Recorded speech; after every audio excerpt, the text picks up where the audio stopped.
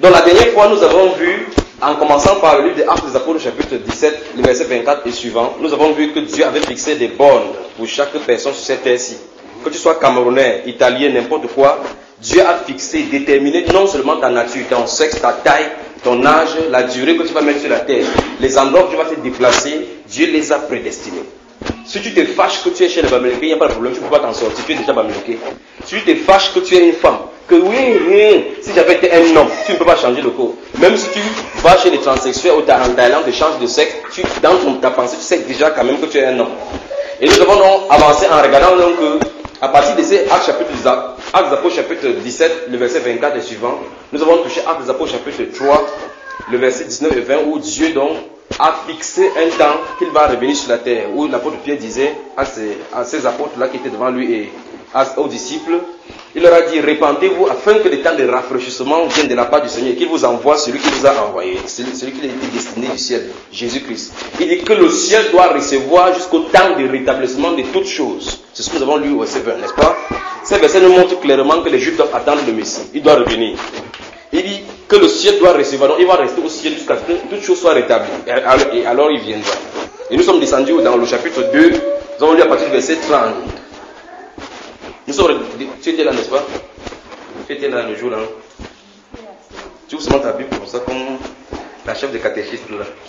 Et nous sommes avancés au chapitre 2 des Actes des Apôtres, verset 30, où l'apôtre Pierre, parlant du prophète David, a dit, le Seigneur, citant le prophète David, où il a dit que il ne permettra pas que son bien-aimé voie la corruption, il ne permettra pas que son âme reste dans le séjour des morts. Il dit c'est de la résurrection que Jésus a, que la Bible parlait ainsi. Et en disant cela, il dit, Dieu anciennement a dit que David lui-même témoignait que Dieu avait dit de sa propre bouche qu'avec serment, souvenez-vous de ceci, avec serment, que Dieu va laisser un de ses descendants sur son trône. Donc David avait eu la révélation qu'un de ses descendants viendrait sur son trône. Et si vous regardez la référence dont David a mis de parler, c'est dans 2 Samuel chapitre 7, où il est fait mention ce n'est pas toi qui vas me construire un temple, c'est l'un de tes descendants qui sera sur mon trône. Vous voyez ça, n'est-ce pas? En parlant comme ça de Salomon, il s'adresse comme ça à Jésus. N'est-ce pas, bien-aimé? Donc, ça veut dire que quelqu'un va venir régner en Israël comme roi. Donc c'est clair que Christ doit s'asseoir comme roi sur son trône à Jérusalem. C'est la première chose que nous avons vue. Je suis en train de faire le rappel pour qu'on puisse avancer jusqu'au niveau où on s'est arrêté. D'accord?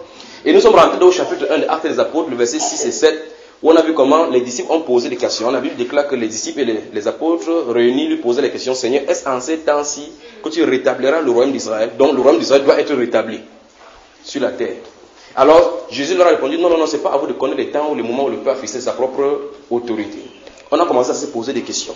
Comment se fait-il que Jésus soit né roi? Il est entré à Jérusalem comme roi. Il est mort roi, il est ressuscité roi, mais il n'a pas eu de royaume. Puis parce qu'il est resté devant les sacrificateurs, il a dit, mon royaume n'est pas de ce monde-ci. Pourtant, il est roi. Vous savez, n'est-ce pas? Pourtant, quoi? Il est roi. Maintenant, ça nous pousse donc à poser des questions.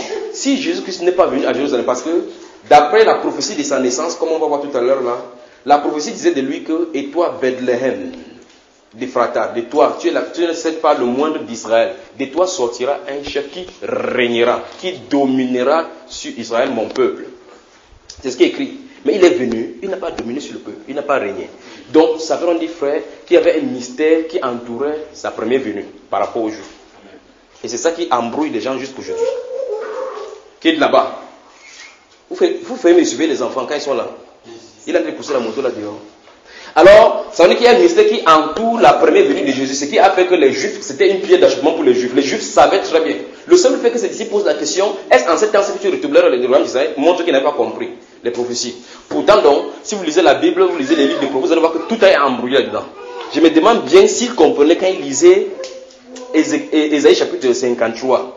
Vous voyez, n'est-ce pas? Le châtiment qui nous donne la paix est tombé sur lui, c'est pas ces meurtrissures que nous sommes guéris. Ils ne comprenaient pas que le Messie devait être meurtri. Je ne sais pas si en lisant Zacharie au chapitre 10, d'où te vient cette blessure entre les mains de chez mes amis. Ils ne comprenaient pas que le Messie devait d'abord être blessé, devait d'abord souffrir. Alors l'apôtre Pierre va redire toutes ces choses-là. Et souvenez-vous, dans Luc au chapitre 24, on a également vu cela. La Bible déclare que Jésus-Christ, partant des psaumes, depuis la loi de Moïse, expliqua tout dans l'écriture tout ce qui le concerne. Il dit ainsi, il est écrit que le Christ devait souffrir et que la prédication, la repentance devait être prêchée en son nom. Donc, c'était un mystère qui était en Dieu que d'abord le Christ, qui est le Messie, devrait d'abord souffrir. C'est ce qui est, n'est-ce pas? Nous avons touché ce point-ci particulièrement parce que il y a des tendances aujourd'hui qui disent que les juifs qu'on a aujourd'hui à Jérusalem ne sont pas des juifs normalement, que le juif c'est le nouveau peuple chrétien. Et je vous ai montré que les témoins de Jéhovah prennent particulièrement la position des juifs. Maintenant, il y a 167 versets dans votre Bible qui parlent de la montagne de Sion comme le lieu de résidence de l'Éternel. 167 versets. Et dans ces 167 versets, on parle toujours de montagne de Sion comme étant à Jérusalem, pas le Jérusalem céleste dont il est fait mention dans Hébreux chapitre 12, versets 18 à 22. D'accord, bien aimé? Alors, ça veut dire que Jésus-Christ doit revenir là-bas à Jérusalem régner. Et en plus de cela, nous avons vu que l'un de ces titres, fils de David, comme Bartimée l'appelait, fils de David, aie pitié de moi. En fait, Bartimée était déphasé par rapport au venu de Jésus. Vous voyez, l'apôtre Pierre va confesser dans Matthieu chapitre 6, 16 en disant que tu es le Christ, le Fils du Dieu vivant. Qui lui a dit cela? Jésus dit que c'est la révélation. Pas vrai? Pourtant, quand c'est Bartimée, on va dire, quel est ce bruit-là? Il dit, c'est Jésus de Nazareth. Voici l'information qu'il a. C'est Jésus de Nazareth qui passe par là. Lui, il a dit, Jésus, fils de David, un aveugle frère. Les gens qui lisaient la Torah ne connaissaient pas qui il était. Au moins, lui, il a eu la révélation que c'était le roi. Fils de David, c'était, ça veut dire le roi, celui qui devait venir régner à la place de David. C'est pour ça que tout le monde attendait à ce qu'il part résoudre le compte là-bas à Pilate et comment il s'appelle? Et à César et tous les héros là pour s'asseoir là-bas à Jérusalem. Vous voyez, c'est pour ça que les gens ont commencé à l'accueillir avec des branches d'arbres, attendant à ce qu'il parte à Jérusalem. Mais on attend, ça ne vient pas le cap. Je suis sûr que les gens se cachent pour voir vraiment que vous allez voir le roi. Quand il va se faire bon, vous allez confirmer. Il est comme ça. Faible jusqu'à la mort. Quelqu'un qui est faible jusqu'à la mort. Soumis à la mort. Soumis à l'obéissance du Père. Afin que la grâce nous parvienne. Et donc nous sommes arrivés jusqu'au point où on voulait voir exactement pourquoi Dieu a fait toutes ces choses. On est arrivé à une conclusion. C'est que Dieu avait des attributs en lui qui voulait manifester. Dieu avait les attributs en lui qui voulait manifester. L'attribut du roi qui voulait manifester pour montrer qu'il est roi. Il commence à désigner les êtres humains rois, des sacrificateurs, des juges. Vous voyez ça, n'est-ce pas? Il avait ces attributs-là en lui qui veut manifester. Et l'un des grands attributs de Dieu, c'est le Sauveur. C'est pour cela que tous les noms de Dieu que vous avez dans la Bible, si vous lisez votre dernier verset, les 3 derniers mots d'Ézéchiel, Ézéchiel 48, ça se finit avec ça. L'Éternel est ici, c'est Yahweh Shammah. Dieu est ici. Vous voyez ça, n'est-ce pas? Les 7 noms de l'Éternel que vous appelez Yehovah Adonai, c'est 6. C'est dans Jésus-Christ. Le nom qui est au-dessus de tout nom, Jésus-Christ de Nazareth. Sous saisi. On se comprend? Le nom de Jésus-Christ englobe tous les noms de Dieu que vous pouvez aller. El Shaddai, n'importe quoi que vous pouvez avoir. Le nom de Jésus-Christ, ça se trouve à l'intérieur. C'est pour ça qu'en ces temps-là, Dieu s'est révélé dans ces noms. C'est le dernier nom. Il n'y a plus de nom. Vous voyez, n'est-ce pas? C'est pour ça que la Bible déclare dans Actes chapitre 4, le verset 12, qu'il y a des saluts à quel nom? Il n'y a pas de nom sous la terre par lequel on doit être sauvé. Donc ces attributs de sauveur, on a vu que pour que Dieu puisse manifester cet attribut, je vais prendre un exemple simple. Si Dieu est Dieu et qu'il est seul, il ne peut pas être Dieu parce que Dieu est l'objet d'adoration. Malgré que d'éternité en éternité, il est Dieu. Il y a un moment où il faut qu'il exprime les êtres sur la terre pour que ces êtres-là lui soient soumis en tant que Dieu. De la même façon, pour qu'il soit roi, un roi doit avoir le territoire, des sujets sur lesquels il domine, des lois et des sujets qui vont obéir à ces lois qu'il a prédestinées. C'est ça, n'est-ce pas? Alors il y a un attribut, c'est cet attribut qui nous intéresse, l'attribut de sauveur. Pour qu'il se manifeste en attribut de sauveur, il faut qu'il prédestine quelque chose pour perdre. Alors il a prévu dans son plan perdre les gens qui lui appartenaient pour venir montrer cet attribut-là des sauveurs. D'accord? Alors tu dis à quelqu'un que le péché est prédestiné. Il te regarde comme ça, comment ça ne veut pas dire que j'étais d'accord avec toi, mais vous savez, il y a un prédicateur qui venait à la maison, je lui ai demandé, frère, comme tu es là comme ça, avec ta couleur d'habit, est-ce que Dieu, avant de créer le ciel et la terre, savait que nous serions assis ici aujourd'hui parlant de ces sujets? Il a dit non. Il a dit dans ce cas, on ne sait pas le même Dieu. Ma Bible dit que le Dieu là que je sais connaît la fin de toutes choses avant le commencement. C'est pas ce qui est écrit. Alors, avant le commencement, Dieu a prédestiné le salut en Jésus-Christ. Vous savez ça? Il nous a aimés avant la fondation du monde. Est-ce que vous avez lu ça dans notre Bible? Jésus-Christ, à la fin de temps, au temps marqué, a été présenté. Vous avez été lavé par le sang précieux, comme celui d'un agneau, sans tache ni ride, prédestiné avant la fondation du monde. Donc la solution du péché était avant le péché. Donc la solution du péché était avant le péché. Dieu a mis la solution avant de créer le problème. Vous comprenez pourquoi il a fallu que ce soit lui-même qui vienne dans une chair humaine pour mourir pour l'humanité. Parce qu'en fait, c'est lui qui est la cause. Parce qu'en fait, c'est l'Éternel que nous servons, c'est lui qui est la cause. Vous savez, quand il attaque les gens, Satan est rentré un de ces jours comme ça, en balade, il était en blanc comme ça. Vous savez, les anges sont en blanc, ils sont en train d'adorer. Lui, il vient comme ça dans le milieu de l'assemblée. Mais le Seigneur lui demande, mais Lucifer, où étais-tu? Il dit, tu me baladais, il était en boîte de nuit là-bas, je suis rentré sur la terre, il était en boîte de nuit là-bas. Il paraît que tu es baladé en bas de nuit, tu as vu mon serviteur, il était en boîte de nuit, il dit jamais celui-là, est-ce qu'il n'est pas en boîte de nuit, il est toujours en train de sacrifier les bœufs là-bas. C'est une façon de parler pour que vous vous teniez éveillé, d'accord? Alors dit, c'est un homme qui est intègre, craint Dieu, se détourne du mal. Vous voyez là, n'est-ce pas? 4 choses sont dites de lui. Satan dit que c'est parce que tu as fait ces choses. C'est Dieu qui l'a attaqué. C'est Dieu qui l'a attaqué. Il dit, ok, Job est resté maintenant, ça n'a pas été. Donc, Dieu a créé la brèche. Dieu a créé la brèche pour faire quoi? Pour faire sortir ce qui était dans le cœur de cet archange-là, Lucifer. Dieu a créé la brèche. Je vous ai toujours expliqué cela. Quand on prie pour quelqu'un, la personne n'est pas guérie. Quand la personne ne peut pas parler, est-ce que le Dieu leur fonctionne? C'est exactement ce que Dieu voulait. C'est exactement ce qu'il voulait, pour qu'il sache ça de lui. Maintenant, si le guérisseur, oh Seigneur, il n'y a que toi, il n'y a que toi. La bombe à retardement est dans son cœur. C'est pour ça que Dieu veut faire sortir cela. Alors, il disait en lui-même, je serai semblable comme Dieu. C'était en lui. Personne ne savait cela. Si Dieu se lève et quand il m'a au trône, il fait comme ça, poum! Les anges vont commencer à le craindre, avoir peur de lui. Alors, il faut qu'il livre Satan en spectacle. Il livre Satan en spectacle. Il faut regarder comment il a fait jusqu'à crucifier le Dieu de gloire, le prince de vérité. Vous voyez son cœur. Alors, les anges peuvent prendre position maintenant. En ce temps, s'il dit à Michael, Michael descend, Michael peut descendre, sachant pourquoi il est descendu. Vous savez ça, n'est-ce pas? C'est pour cela que Dieu a fait ces choses. Alors, c'est pour cela, frère, que Dieu a créé la femme de cette façon-là. C'est pour cela que Dieu, le Dieu de la Bible, a créé la femme de cette façon qu'il a créé la femme. La poule a été créée de façon parfaite plus que la femme. La poule. Le porc a été créé de façon parfaite plus que la femme. La femme couche avec le serpent, couche avec le chien, mais le porc couche avec le porc. Pourquoi? Parce que le porc a été créé directement. La femme est passée par une autre créature. Voilà la brèche dans l'humanité pour que le péché puisse entrer. C'est la dérive. Donc, il crée l'homme comme ça. Il ne crée pas la femme comme ça. Mais il dit bien c'est la seule créature qui a été faite à base d'une autre chose. Est-ce que vous saisissez? Voilà la brèche. Mes chers amis, je veux que vous saisissiez ça parce qu'on va y revenir maintenant. Là. Je veux que vous saisissiez. C'est pour ça qu'il a dit dans Éphésiens chapitre 5 que je le dis cela, le mystère est grand. Je dis ça par rapport à Christ et à l'église. Je veux que vous sachiez cela. C'est pour cela que la façon qu'il a créé pour que le péché, il fallait qu'elle soit comme ça pour que l'église soit liée à Christ. C'est pour ça que je vous ai dit que c'est lié. J'insiste sur ça parce qu'on va toucher ça maintenant. Alors, le fait que Dieu a coupé la chair, enlevé la chair pour pouvoir expier cette femme-là, expier cette femme dans l'homme. Je recommence encore. C'est ça la brèche, c'est ça qui a donné l'opportunité à Satan parce que ce n'était pas une créature directe et parfaite de Dieu. Mais le porc est une créature directe et parfaite. Si Dieu faisait Adam comme ça, Ève comme ça, Satan ne pouvait pas, le péché n'entrerait pas. Il dit, mais c'est ce que la Bible dit. C'est n'est-ce pas?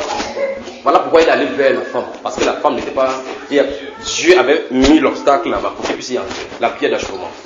C'est pour ça que tout ce qui se passe dans le monde, les moustiques là qui piquent les gens, ce sont les femmes qui sont responsables.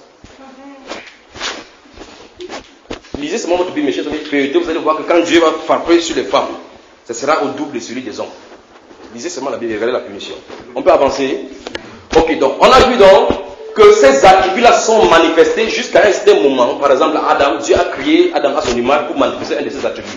Le premier attribut de Dieu que Dieu a voulu manifester à l'être humain, c'est l'attribut de domination, de gouverner. Lorsqu'il a créé Adam, la première chose qu'il lui a dit, il a dit domine et gouverne. Parce que Dieu est un gouverneur. Dieu est un dominateur. Vous entendez, n'est-ce pas? Alors il a étendu ça à Adam, pour qu'Adam puisse s'étendre ça sur ses créatures. C'est ce que Dieu a voulu faire. Alors le gouvernement est passé sous un autre gouvernement. Alors à un moment donné, le temps de ce gouvernement-ci a été fixé. Mais le temps du gouvernement de Dieu est éternel. Son gouvernement à lui, qui ne partage pas avec personne. D'accord? On est entré en voyant donc que Dieu, donc, pour exprimer ces choses sur toute la terre, s'est choisi un peuple qui portait son nom, comme il est écrit dans le livre des Actes des Apôtres, chapitre 15, n'est-ce pas? Il a jeté le regard sur la terre, il a porté un... C'est de façon délibérée. Il ne rend pas compte à quiconque. Il pouvait choisir les bandes, mais il a décidé de choisir les Juifs. Et là, c'est irrépréhensible, c'est irrévocable. Il a choisi un point, un trait. Quand il a choisi les Juifs, ce n'est pas parce qu'ils adoraient Dieu. Ce n'est pas parce qu'ils aimaient trop Dieu, parce qu'ils étaient trop purs. Il a seulement choisi. Le fait qu'il ait choisi comme ça montre donc que ça ne dépend pas de leurs œuvres. Ça ne dépend pas de péché, mais du gouvernement de Dieu. C'est pour ça que dans cet enseignement sur le voile, j'avais parlé du gouvernement. Il faut bien comprendre cela. Quand tu empiètes sur le gouvernement de Dieu, tu entres dans le territoire du jugement. Alors quand il choisit un peuple comme ça, si tu touches ces peuples-là, tu touches à Dieu lui-même. Parce que tu es entré dans son territoire. Dans ce peuple, donc, il a voulu manifester donc ses différents attributs. Et l'un de ces attributs, c'est ces gouvernements-là. Pour que le gouvernement existe, il faut qu'il y ait des lois. Il a, au travers d'Israël, donc, donné la loi au travers des nations d'Israël, afin que les autres peuples, en regardant Israël, sachent qu'il y a un vrai Dieu, et la manière d'adorer ce vrai Dieu-là, au travers d'Israël. C'est ce qu'il a fait. Et c'est son plan parfait là-bas. Dans ce plan-là, il a lui-même prédestiné encore que son peuple devait être assujetti à un peuple, et c'est lui encore qui jugerait ce peuple, et il sortira de la main puissante. Quelqu'un dit Dieu faisant toutes choses. Dieu faisant toutes choses. À un moment donné, donc, ce peuple est allé donc en captivité. Lui-même, il avait ordonné que c'est. Nebuchadnezzar est venu dire que, n'est-ce pas, c'est la volonté. Dieu m'a dit qu'il vient vous prendre. Vous savez, vous vous souvenez, n'est-ce pas, vous avez lu le livre de Jérémie. Oui. Alors ils sont venus, donc, ils ont pris le peuple de Dieu, aller en captivité. La Bible déclare que Nebuchadnezzar, c'est le lion, c'est le marteau de Dieu. Alors il a pris le peuple de Dieu, aller en captivité. Dieu avait dit 70 années, il devait passer 70 années là-bas. À la 68e année, nous avons donc vu cela, Daniel, 68e année, nous le retrouvons donc dans Daniel au chapitre 9. Daniel commence l'intercession. Daniel commence l'intercession parce que 2 années devaient arriver et puis ils sortent de Nebuchadnezzar. Il commence à dire, demandons pardon pour nos péchés. Vous voyez là, n'est-ce pas, dans Daniel chapitre 9. Alors l'ange va venir lui dire, comme nous avons vu, que 70 semaines cette fois-ci. Ils avaient fait passer 70 années en captivité. L'ange vient lui dire donc 70 semaines ont été fixées sur ton peuple et sur ta ville sainte. Vous voyez, n'est-ce pas? On a vu ça la dernière fois dans Daniel chapitre 9, versets 24 à 27. C'est ça, n'est-ce pas? Ok. Et c'est ces 70 semaines donc qui est le plan général de l'humanité. C'est pour ça qu'il dit qu'avec ceci maintenant, il peut prêcher n'importe quelle partie de la Bible, de la Genèse à l'Apocalypse, avec ce qui est écrit au tableau. Avec ça, il peut prêcher parce que ça va de l'éternité jusque dans l'éternité. Tout ce qui est censé accomplir là-bas, ça se trouve là-bas dedans. Oui, n'est-ce pas? Alors, l'ange est venu donc dire que, sache donc que 70 semaines ont été fixées. Et ceci encore résout encore le problème de la prédestination. Donc que Dieu, comme Somme 135 verset 5 dit, que notre Dieu est au ciel, il réalise tout ce qu'il veut dans le ciel, il le réalise sur la terre. Ça ne dépend pas de nous. Il impose à l'homme les limites, il détermine son temps et il dit ce qu'il a dit, on doit se soumettre. Pourquoi? Il est roi. Il est notre créateur, on n'a rien à lui dire. Amen. La Bible déclare quand il agit, qui dirait pourquoi agis-tu ainsi? C'est ce que la Bible déclare, frère. Donc si quelqu'un se fâche que c'est un dictateur, il n'y a pas de problème. Fini d'appeler dictateur, tu vas faire ce qu'il a dit. Parce que la première chose c'est que, d'abord avant de dire tu es dictateur, c'est son air que tu respires. Alléluia. Donc dans ces 70 semaines, nous avons commencé à compter parce qu'il nous a donné les indications dans la Bible par rapport à ces 70 semaines. Il nous a donné particulièrement le début de ces 70 semaines. Et nous sommes allés dans la Bible, nous avons lu particulièrement deux passages. Dans Esdras chapitre 1, chapitre 2 et puis dans Néhémie chapitre 1, chapitre 2. Pourquoi on a lu cela? Parce que dans Néhémie et dans Esdras, il s'agit de la déportation pour aller construire soit le temple, soit le mur de Jérusalem. N'est-ce pas? Dans les deux cas. Parce que l'ange a dit que le début des 70 semaines, c'est lorsque l'ordre va sortir pour que Jérusalem soit rebâti. C'est là où ça part. On est d'accord, n'est-ce pas? L'ange a dit dans Daniel chapitre 9, le verset 24 à 27, que le début des 70 semaines, parce que la chronologie a été donnée pour que nous puissions connaître ces choses-là. Le début des 70 semaines va à partir du moment où la parole va sortir, que Jérusalem doit être rebâti. C'est ça qu'on a vu, n'est-ce pas, bien-aimé? Et nous avons vu dans Néhémie, nous avons vu que Néhémie, c'est le roi Antazézès. Le roi Antazézès dit encore longue main parce qu'il avait une main qui est plus longue que l'autre. Le roi là, il avait les mains comme ça. Donc, c'est lui qui a donné le décret pour que Néhémie rentre à Jérusalem pour bâtir les murailles. D'accord?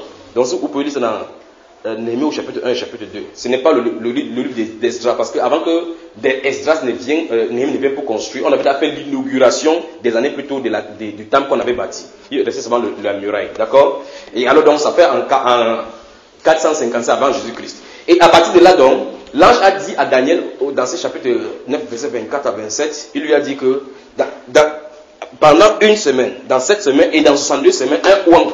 Je vous ai dit que ce n'est pas un ouan. Dans votre livre, c'est écrit un ouan. Ce ne peut pas être un ouan. Il est le seul ouan. Nous avons lu ça dans Psaume chapitre 2. D'accord? Pourquoi les nations se sont liguées-ils contre le loin de l'Éternel? D'accord? Donc, ce loin sera ôté. Donc, retranché de la terre. Donc, ça dit clairement qu'après, à la fin de la 62e semaine, le Messie sera entré. Ça nous donne même directement, exactement le jour où Christ a expiré à la croix. Donc, des 7 semaines et 62 semaines, ça fait 69 semaines. Et souvenez-vous, il avait dit que les 70 semaines sont fixées sur ton peuple, ça dit ça à Daniel, sur ton peuple et sur ta ville sainte. Donc, les 70 semaines sont calées sur les Israéliens, ce n'est pas sur l'Église. D'accord? On a donc montré que Dieu, dans son plan, c'est comme ça qu'il fonctionne. Il ne fonctionne pas avec l'Église et Israël du même moment. Donc, à la croix, donc, 69 semaines, on va, parce que 70 semaines. Et souvenez-vous, on a également expliqué que ce ne sont pas les semaines des jours. C'est-à-dire que lundi, mardi, mercredi, jusqu'à dimanche, un jour, 7 jours qui est une semaine. On a calculé, on a vu que c'était 499 années. C'est ça, non? Donc 70 semaines donc, équivalait à 490 ans. Donc Dieu, dans son plan, a fixé 490 ans sur Israël et sur le peuple juif. Et ils ont consommé 69 semaines, donc 483 années. Donc il reste une semaine à Israël. Une semaine. Il reste une semaine dans le plan de Dieu pour Israël. Et c'est une semaine, donc ça fait combien d'années? 7 ans. 7 ans. C'est quand même curieux. C'est une semaine, ça fait combien d'années? Pas tant que je me suis. Donc une semaine, donc ça fait combien? 7 ans. On a vu dans le livre des 2 Chroniques, chapitre 36, le verset 21. Et après, avant cela, nous avons lu Ézéchiel, chapitre 4, le verset 4 à 6, où il a donné l'ordre à Ézéchiel de se coucher pour l'iniquité d'Israël pendant 390 jours. Il dit, je te compterai un jour pour une année. Donc dans l'année prophétique, un jour c'est un an. D'accord? Et avant cela, on a d'abord regardé les événements que l'ange a dit que durant ces 70 semaines, ça devrait s'effacer. On a vu donc que ces événements ne pouvaient pas passer dans un an si on comptait en semaines de jours tels que nous vous avons ordinairement. Donc forcément, il faut regarder autrement sur l'angle prophétique. D'accord? C'est ce qu'on a vu. On est arrivé donc au point où on a mis exactement l'ordre par rapport à cela. Et nous avons dit qu'il faut que nous progressions parce que c'est ici qui nous intéresse. On a donc progressé ici. En progressant donc pour le temps de la grâce de la nation, nous avons vu qu'il y avait une difficulté, ou mieux, une chose qu'il était important de comprendre. Il fallait comprendre normalement Israël d'abord, le fonctionnement d'Israël. Ce qui nous a conduit dans le livre des Romains au chapitre 11, où nous y avons duré véritablement. On a vu clairement que dans Romains au chapitre 11, le verset 25, la Bible déclare que c'est un mystère. Israël, la chute d'Israël était un mystère que Dieu avait prévu. Que Dieu lui-même a renfermé tout le peuple dans l'endurcissement pour sauver par miséricorde. Il dit donc, je vous dis un mystère, afin que vous ne regardiez pas comme ça, c'est qu'une partie d'Israël est tombée dans l'endurcissement jusqu'à ce que la totalité des païens soit entrée. Et nous sommes arrêtés encore sur cette définition-là, la totalité des païens ne veut pas dire c'est tout le monde entier. Alors quand la Bible déclare que faites de toutes les nations des disciples, il veut dire toutes les familles qui sont prédestinées. Écoutez très bien là maintenant. Écoutez bien là maintenant, je vais lui dire quelque chose là. Waouh, c'est sorti ainsi. Il va falloir qu'on vérifie ça dans les Écritures, mes chers amis. Galates chapitre 4, prenons ici. Merci Père. Donc, voyez votre Bible dans ce Matthieu chapitre 28. Il dit que faites de toutes les nations des disciples. Il y a un problème, mes chers amis. Ce n'est pas qu'on peut prêcher à tout le monde entier. Vous voyez, comme c'est sorti comme ça, c'est sorti là. Ça va être comme ça, mes chers amis. Donc, ce n'est pas tout le monde entier, que tous les êtres humains qui seront disciples de Jésus. C'est pas ça, mes chers amis. C'est pas ça. D'accord? C'est vraiment dit que dans une famille, par exemple, la famille de Samuel, les gens qui étaient destinés à venir au salut, il faut qu'on le retrouve, c'est eux. Dans la famille des mamans Silla, ceux qui étaient destinés. Il y a des familles qui n'auront, il y a des gens qui ne vont pas être sauvés. C'est choquant ça. Mais tout ça, même si c'est choquant, qu'est-ce qu'on peut y faire? Hein? L'élection, c'est possible. Il faut tenir compte de l'élection de Dieu. Mais c'est pas l'élection, tout simplement. D'accord? Que le Seigneur vous bénisse. Ok, donc, j'ai dit quel livre? Chapitre 4. Prenons le chapitre 4. Lisons le verset 4. Qu'est-ce que c'est dit? Permettez-moi de trouver. Permettez-moi de trouver, bien aimé. Galates, le chapitre 4. En temps, souvenez dans votre Bible. Je vous aime tout simplement parce que au moins chacun de vous a des Bibles. C'est pas la qualité qu'on va dire, seulement vous allez absorber. Il faut qu'on vérifie. Souvenez-vous, c'est sorti ainsi. Quand Dieu a annoncé la nouvelle à toutes les nations, ça ne veut pas dire qu'à tout le monde entier, c'est à ceux, ce sont des familles. En fait, parce que dans le grec, c'est écrit ethnos, les ethnies. Nous y voilà même déjà pour commencer. Maintenant, regardons les Écritures, il faut voir quelque chose. Vous serez fracassés maintenant par quelque chose. Et observez, Galates chapitre 4, le verset 4 doit dire quelque chose. Regardez. Vous y êtes? Regardez. Mais lorsque les temps ont été accomplis, vous y êtes, Dieu a envoyé son fils né d'une femme. Né quoi? Né quoi? Né quoi? D'une femme. Maintenant, allons dans le chapitre 3. Lorsque les temps ont été accomplis, donc il a fixé un temps pour faire quelque chose. Lorsque son temps, d'après son programme, lui est arrivé, il a envoyé son fils. Il est sorti d'une femme. Vous y êtes? Allons au chapitre 3, regardez. Vous y êtes? Puisque le chapitre 3, si vous avez la même Bible comme moi, c'est justement à gauche là. Verset 16, écoutez. On y va. Or, les promesses ont été faites à Abraham et à sa postérité. Il n'est pas dit et aux postérités, comme s'il s'agissait de plusieurs, mais en tant qu'il s'agit d'une seule. À ta, pas au pluriel. Gardez le langage de Paul là, de Paul. Il dit, Il n'est pas dit et à tes postérités, il dit à ta au singulier. C'est ce que l'apôtre Paul dit que le singulier ou le pluriel importe pour Dieu lorsqu'il en est parlé. Et on va voir ça tout à l'heure. Regardez, il dit cette postérité dont là c'était Christ. Vous y êtes? Gardez le doigt dans Galate. Allons dans Genèse, voir la façon que Dieu lui a parlé. Genèse chapitre 12. Ces choses-là. Genèse, le chapitre 12.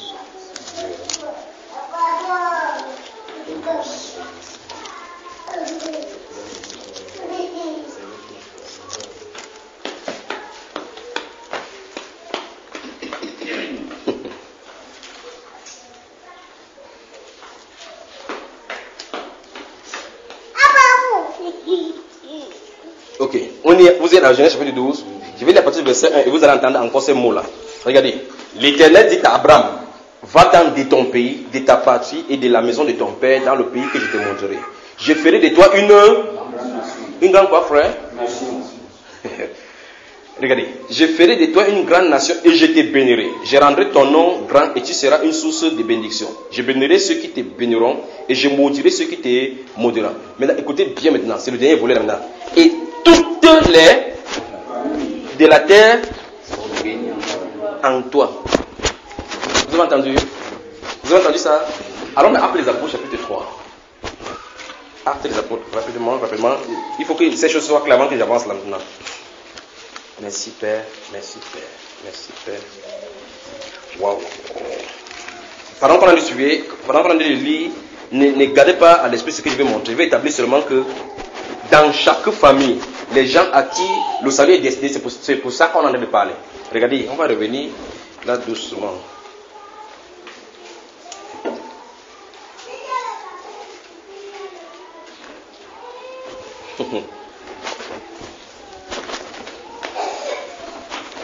On y va.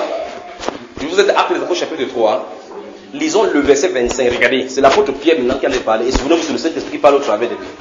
C'est pour ça que si vous avez des complications dans l'Ancien Testament, lisez le Nouveau Testament. Si ça vous connaît dans le Nouveau Testament, lisez l'Ancien Testament. L'explication doit ici. Si vous lisez, Dieu a parler des nations. Si vous ne comprenez pas, lisez quand il va parler de cette même chose autrement. Vous allez comprendre ce que lui veut dire. Lisons, le verset 25 dit quoi? Vous êtes les fils des prophètes et de l'alliance que Dieu a traitée avec nos pères en disant à qui? Donc ça dit c'est exactement ce que nous avons lu dans le livre de Genèse. Vous pouvez réitérer cela, il a réitéré ça à Isaac, il a réitéré à Jacob. Quand la sémence va venir, il va reparler à la même sémence qu'il avait dit, d'accord? Il dit que vous êtes les fils des prophètes et de l'alliance que Dieu a traitée avec nos pères en disant à Abraham. Regardez bien. Là maintenant, il y a un deux points, c'est-à-dire qu'on va citer exactement ce que Dieu... Gardez ceci à l'esprit, s'il vous plaît, ne soyez pas distraits. On va citer maintenant ce que le Saint-Esprit a cité. Oh, c'est merveilleux. Le Saint-Esprit a cité exactement ce qu'il avait cité en esprit quand il parlait avec Abraham. Il dit maintenant, toutes les familles de la terre seront bénies en ta postérité. Vous y êtes? Il dit, toutes les familles de la terre seront bénies en ta postérité. L'apôtre Paul nous a dit que quand il parlait de ta, il s'agissait de Christ. Et ce n'est pas tout le monde sur la terre qui est chez Christ. Rentrons dans Galate maintenant, lisons le verset, vous êtes au chapitre 3, lisons le verset 8 maintenant. Je parle maintenant des nations, mes chers amis. Donc, nation là, c'est la population de Dieu, ce n'est pas le pays. C'est ce qu'il veut dire là maintenant. Il dit bien, nation dont la Bible en train de parler, c'est la population de Dieu. Le peuple de Dieu dispersé. C'est eux qu'il faut retrouver. J'ai dit quel livre encore? Galate chapitre 3. Regardez en parallèle avec ces Actes chapitre 3, verset 25, nous avons lu là maintenant. Lisons le verset 8. Souvenez-vous de la façon dont le Saint-Esprit a cité là-bas dans Actes chapitre 3, verset 25, d'accord? Il dit, toutes les familles de la terre seront bénies en ta postérité. La même chose, ça c'est le Saint-Esprit en l'apôtre Pierre qui parle. Maintenant, regardons le même Saint-Esprit dans l'apôtre Paul, dans Galates chapitre 3, le verset 8. Qu'est-ce qu'il dit cette fois-ci, mon frère? Aussi, oui. Oui. Prévoyant que Dieu justifierait les païens par la foi. Oui. Et d'avance annoncer cette bonne nouvelle à Abraham. Oui. Toutes les nations seront bénies en toi. C'est quand même curieux là maintenant. C'est la même parole que c'était Abraham. D'abord on dit que quand il parlait, il avait dit que plutôt toutes les nations seront bénies en toi. Ici le même Saint-Esprit dit qu'en fait il avait dit toutes les familles de la terre. Où est le problème? Vous pouvez bien la saisir. Je ne sais pas si vous percevez. Donc dans chaque ethnie, il y a des gens que Dieu a élus. Dans chaque ethnie, il y a des gens que Dieu a élus. Ce sont ce peuple-là qu'il en est d'appeler. Dans chaque ethnie. Allez et faites de toutes les nations les disciples. Souvenez-vous seulement, il y a des petites simples choses comme ça pour que vous saisissiez la Bible clairement. Voici ce que la Bible déclare. Y a-t-il quelque chose qui puisse résister à la volonté de Dieu? Ok, maintenant, si vous ne comprenez pas le verset tel qu'il en est dit, vous allez avoir des mots de tête.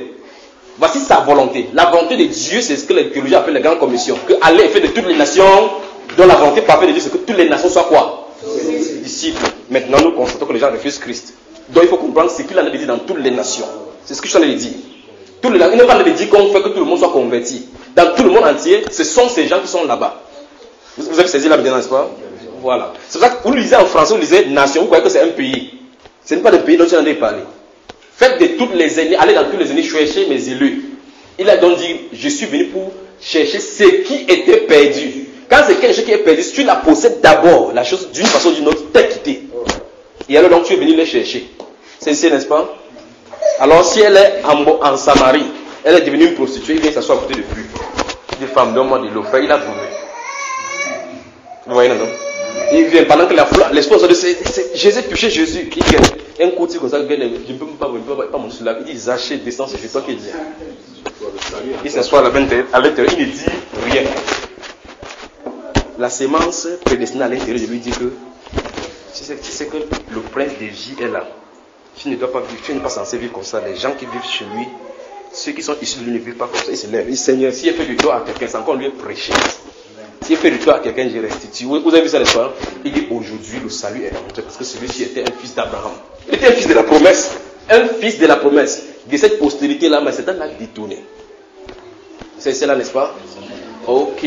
Maintenant, si vous lisez votre livre dans 1 Timothée chapitre 2, le verset 5, le verset 4, 3 à 4, la Bible déclare qu'on prie pour les autorités, car c'est la volonté de Dieu que tous les hommes soient sauvés et parviennent à la connaissance de la vérité. Quand il dit tous les hommes soient sauvés, quand le prédicateur prêche, c'est pour ça qu'il vous dit, si vous n'avez pas de révélation, vous allez créer des problèmes avec vous et Dieu. Dieu n'a jamais dit nulle part qu'il veut que tout le monde entier soit sauvé.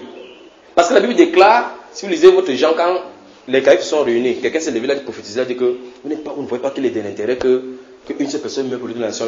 La Bible déclare qu'étant souverain sacrificateur, à cette année-là, il prophétisa que non seulement Jésus devait mourir pour toute la nation, mais c'est pour tout, afin de réunir dans un seul corps les enfants de Dieu dispersés.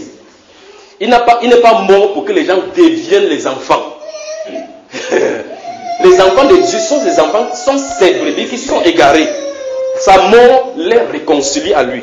Sa mort a été le moyen pour permettre aux enfants de revenir. Alors, il a dit que mes brebis, il n'a pas dit les brebis, il a dit mes brebis entendront ma voix, elles viendront. Vous savez, je vais juste donner cet exemple de brebis quand vous avez votre chèvre à la maison, que ce soit le chien, il connaît votre voix. Si les brebis sont égarés, vous allez voir, il faut dire le nom à votre chèvre, vous dites minou, minou, minou, vous entendez, mais ça se met, tu connais. Alléluia. Vous lisez Jean au chapitre 6, le verset 45, vous allez voir la même chose là-bas. Jean au chapitre 6. Il faut que ces choses soient placées, les fondations soient placées, pour qu'on ne soit pas fracassé par rapport à l'enlèvement. Parce que quand il commence à montrer ceux qui seront enlevés, ne vous fâchez pas ici. D'accord? Si vous fâchez, alors changez de statut, on voit.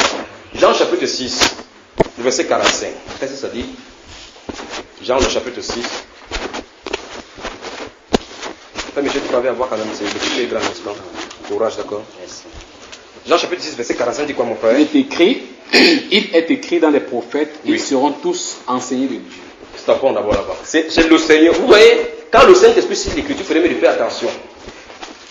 Quand le Seigneur cite l'Écriture comme ça, vous savez que il est la parole manifestée.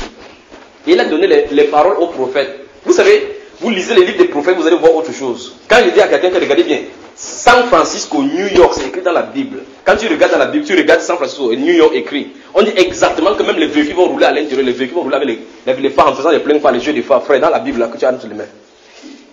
Et il dit exactement ce qui va arriver à New York, c'est écrit littéralement dans les livres des prophètes. Je peux seulement citer, je ne vous donne pas là les prophètes, comme ça vous permet de lire tous les prophètes pour les voir. Comme ça vous lisez la Bible. Donc, alors vous pouvez regarder là, à l'intérieur de la Bible, dit exactement ce qui arrivera à telle ville. Vous voyez là, n'est-ce pas? Donc quand il dit quelque chose, le prophète dit quelque chose, il faut faire attention. Le prophète Ésaïe a dit quelque chose 800 ans avant Jésus. Jésus venait dire la même chose en disant autrement.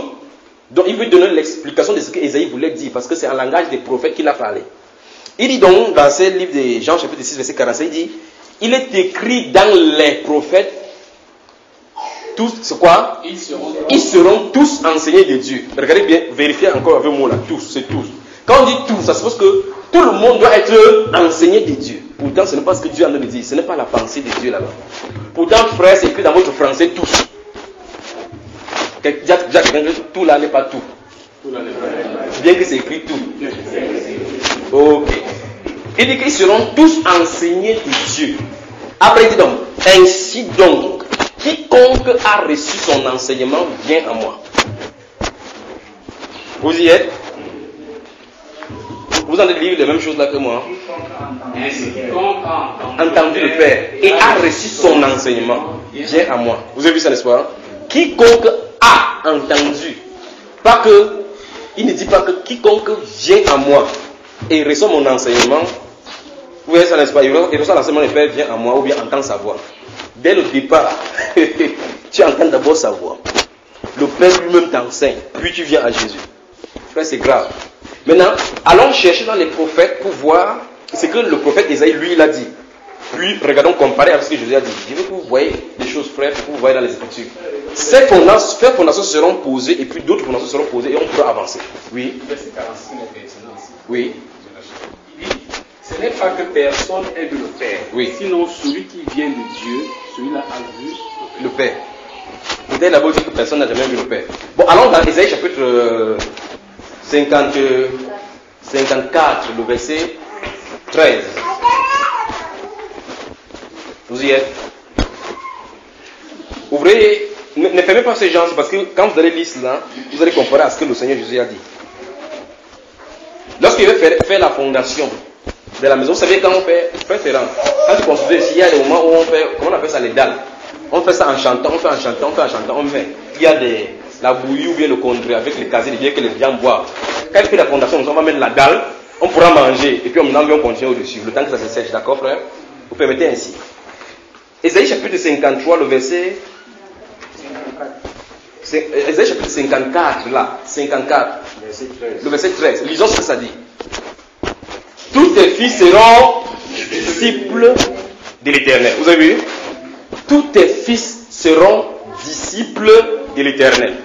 Dans ces Ésaïe 54, vous allez remarquer qu'il y a un problème. Et Galate va encore régler le même problème. Il va parler de deux femmes. La femme stérile et la femme qui n'enfantait pas et la femme... Et vous voyez, n'est-ce pas? Réjouis-toi stérile, toi qui n'enfantais pas au verset 1 ensuite. Repousse l'espace de ta tente, ainsi de suite. Là-bas, après, il dit, tous tes fils seront disciples de l'Éternel. Tous tes fils seront disciples de l'Éternel. Tous tes fils, il parle à l'une des deux femmes, seront disciples de l'Éternel. Quand vous allez prendre le temps, lisez Galates chapitre 4 par rapport aux deux allégories de Jérusalem, la Jérusalem céleste et la femme Agar, mon Arabie, d'accord? Et vous voyez comprendre pourquoi les Juifs qui sont sauvés sont un peu de nombre, mais pourtant ceux des païens sont nombreux. D'accord? Parce que la femme stérile a beaucoup d'enfants plus que la femme normalement qui est mariée. Alléluia. Maintenant il dit, tous tes fils seront appelés disciples de l'Éternel. Jésus vient de citer ces versets, mais il ne dit pas que il est écrit dans les prophètes que tous tes fils seront disciples de l'Éternel. Il a l'air d'expliquer la manière de devenir ces disciples de l'Éternel. Il dit que les disciples de l'Éternel d'abord sont appelés de Dieu. Les disciples de l'Éternel sont d'abord appelés de Dieu. Dans ce Jean chapitre 6, il dit ainsi, quiconque a entendu le Père et a reçu son enseignement, c'est eux qui viennent. C'est dans ce sens qu'il voulait dire donc que nul ne peut venir à moi si le Père ne l'attire. Donc autrement dit, frère, si tu viens à Christ, le Père a décidé que tel jour tu viendrais. Donc d'où la nécessité de ne pas forcer quelqu'un, donne ta vie à Jésus. Donne ta vie, tu donnes. S'il ne veut pas, si c'était pas, il ne prend pas. C'est pas toutes les vies qu'il prend. Tous tes fils seront disciples d'Éternel. Or, il a de parler à la femme qui était stérile. Ça veut dire que tous les mondains ne seront pas disciples d'Éternel. C'est parmi tout le groupement là. Ceux qui sont les disciples d'Éternel, ce sont ceux que Dieu a appelés d'avance. Vous entendez là, n'est-ce pas? Ok. Donc maintenant on peut avancer. Alors, on a donc vu que la crucifixion, la résurrection et l'ascension de Jésus-Christ à la 69e semaine. À la 69e semaine. permettait à Dieu de mettre une pause au fonctionnement d'Israël et de mettre plaie aux gens des nations. Parce que par la mort de Jésus-Christ, donc, c'est-à-dire le rejet de Jésus, du Messie par Israël, le salut donc est devenu accessible aux païens qui étaient sans Dieu, sans alliance, sans espérance dans le monde. C'est ce que la Bible nous dit. D'accord? Donc, à la 69e semaine, Dieu a mis pause par rapport à Israël. Il a décidé maintenant de fonctionner avec les païens. Donc, l'époque donc appelée l'époque de la grâce a commencé avec Jésus particulièrement. Vous y êtes? Nous avons lu dans Galates chapitre 4, verset 4 que lorsque le temps était accompli, Dieu a envoyé son fils né sous la loi, né d'une femme. Donc, lorsque Christ a expiré à la croix, ça a inauguré dans une ère maintenant où on ne respecte pas les commandements pour être sauvé, pour être agréable à Dieu. Le salut est accessible par la foi. Que je sois ici, que je sois devant, il faut que j'accepte seulement qu'il a payé pour moi, pour que je sois dans le groupe. C'est ici, n'est-ce pas? Ok, donc ce temps de grâce-ci, c'est particulièrement pour les nations. Et je vous expliquais que de temps en temps, il pique chez les Juifs. C'est particulièrement pour les nations. C'est le temps de grâce. Le temps où on fait des choses, on est sauvé, pas en travaillant quoi que ce soit, pas en méritant quoi que ce soit. C'est un don gratuit de Dieu. Vous y êtes? Ça a été inauguré par la mort, la résurrection, la résurrection et l'ascension du Seigneur Jésus-Christ. Et ce temps de grâce-ci, pour les nations, c'est les prolongations pour la dispensation des nations. Je suis en train d'avancer là maintenant. Le temps de grâce, c'est la prolongation. Vous savez, quand on joue le ballon, le temps normalement, c'est 90 minutes par exemple. Et écoutez bien mes chers amis. Il y a un garçon au milieu là. Donc, que vous soyez 10 milliards, vous allez suivre la télévision. Que vous soyez 20 milliards qui allez suivre la télévision. Lorsqu'il fait pire penalty, monte, descend, fâche-toi, casse ta télévision à la maison, le penalty va être tiré. Donc, il est le détenteur des droits. Celui qui ordonne. Donc, zoomer le ralenti, qui n'a même pas touché, c'est même pas le penalty, mais celui-là a décidé autrement. Si vous voulez le ralenti, pour que le ralenti cible votre ballon, nommez le ralenti au milieu que ça cible le ballon. Mais comme c'est l'arbitre et vous êtes d'accord, les deux parties sont d'accord, que ce soit lui qui est l'arbitre. La Bible déclare donc que notre Jésus-Christ sera l'arbitre d'un grand nombre. L'arbitre d'un grand nombre. Par son sacrifice, mon serviteur juste justifiera, pas tout le monde, plusieurs. Regardez votre Ésaïe 53. Par son sacrifice, par le travail de son âme, mon serviteur juste justifiera. Ce n'est pas écrit tout le monde, frère. Dans Ésaïe 53, c'est écrit plusieurs hommes. Amen. Alors le temps des nations, donc c'est la prolongation par rapport aux dispensations qui est allouée aux nations. Je vais jusqu'à ce thème-là, il faut que je les explique encore, d'accord? Le temps des nations a commencé avec Nebuchadnezzar. Le temps des nations a commencé avec Nebuchadnezzar. Si vous lisez Luc chapitre 21, versets 21 et 22, c'est de ça que Jésus est en train de parler. Que Jérusalem sera foulée aux pieds jusqu'à ce que le temps des nations arrive à son terme. Donc il y a un temps pour les nations. Dans le programme de Dieu, il fonctionne avec le temps, ici en bas. Tout sous le soleil, sa loi dit que tout sous le soleil a un temps. Ça fonctionne à partir du temps. Lorsqu'on sort au-dessus du soleil, il n'y a plus de temps. On est dans l'éternité. Vous y êtes?